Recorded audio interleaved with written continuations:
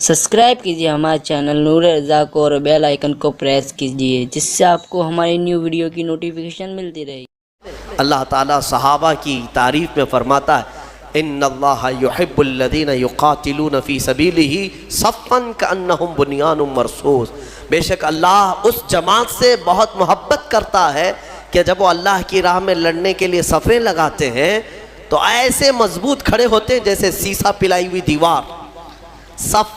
सफ़ के नाम से पूरी सूरह है, यही सफ़ें हैं। वो सहाबा की सफ़ें कैसी थी जिनका जिक्र कुरान में आया। हाँ मेरे अजीज़ों, उनको चीर करके कोई जा नहीं सकता था, इतनी मजबूत सफ़ें होती थीं। आप अंदाज़ा करो हज़रत उमर फ़ारूक रज़ी अल्लाह तआला अन्हु की शहादत जो हुई है ना, वो मस्जिद नबवी में हुई। आप फज्र की नमाज पढ़ा रहे थे, एक रकात पढ़ा चुके थे। अबू लूलू मजूसी ये आया, हज़रत उमर फ़ारूक रज़ियल्लाहु ताला अन्हु से उसे बुग़्ज़ थी, बुग़्ज़ और अदावत थी, बुग़्ज़ रखता था। तो उसने एक खंजर अपने जुब्बे में छुपा कर रखा था और पहली सफ़ में आकर खड़ा था। जब हज़रत उमर नमाज पढ़ा रहे थे, एक रकात हुई तो पीछे से उसने हमला किया। वो खंजर इतना सख्त था कि पीठ से सीने की तरफ बाहर है और हज़रत उमर मुसल्ले पर गिर गए। लेकिन मस्जिद नबवी में सहाबा सब नमाज पढ़ रहे हैं, न नमाज तोड़े, न भागो पकड़ो दौड़ो, कुछ नहीं। हज़रत उमर मुसल्ले पर रहे। हज़रत अब्दुर्रहमान बिन औफ जो पीछे खड़े थे आगे बढ़ गए और एक रकात आपने पढ़ाई, किसी ने नमाज तोड़ी नहीं। वक्त का खलीफा ज़ख्मी हुआ है लेकिन सहाबा की नमाज टूटी नहीं। आगे बढ़ कर के हज़रत अब्दुर्रहमान बिन औफ ने एक रकात और जो बची थी कंप्लीट करवाई। सलाम फेरने के बाद अरे कातिल जिसने खंजर मारा अबू लुलू, सारे सहाबा नमाज में हैं, वो तो कब के भाग जाता, लेकिन वो पहली सफ़ को भी क्रॉस नहीं कर सका।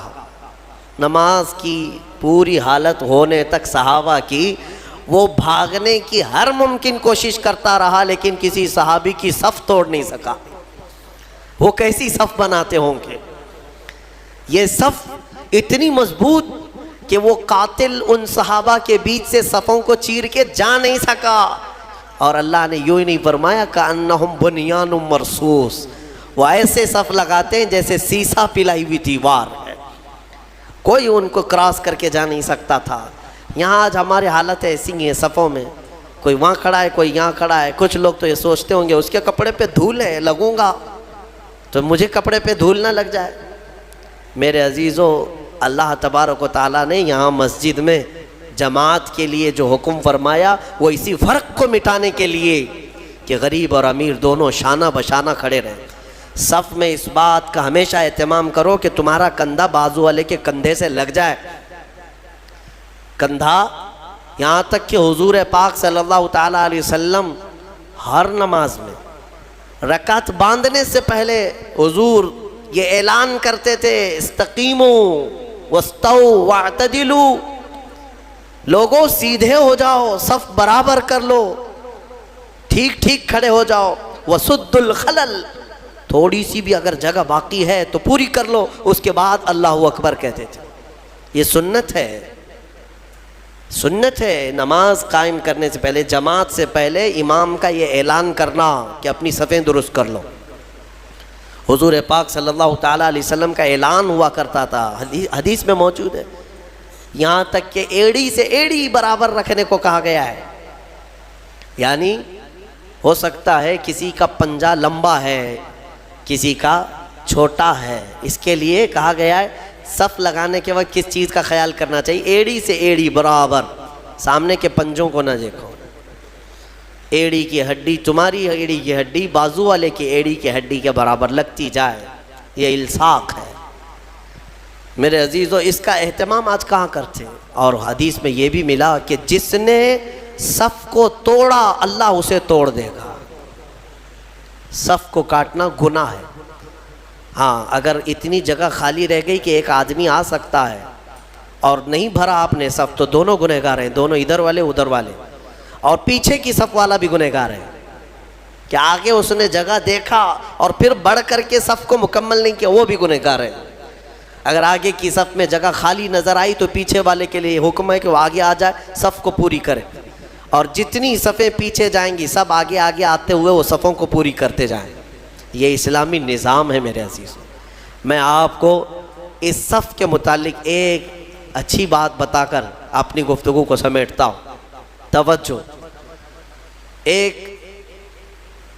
ایک بڑے اسلامی اسکالر ہیں، انہوں نے ایک مغرب زدہ شخص ہے یورپ کا یا امریکہ کا، اس سے پوچھا کہ آپ کی جو ویل ٹرینڈ فوج ہے، سولجرز ہیں، امریکہ کی ہے، دنیا کی سب سے مضبوط فوج مانی جاتی ہے، آپ کے 10,000 فوج کو اگر میدان میں جمع کرنے کی بات آئی تو کتنی دیر لگے گی آپ کو ان فوجیوں کو ترتیب میں لانے کے لیے جو ٹرینڈ ہے؟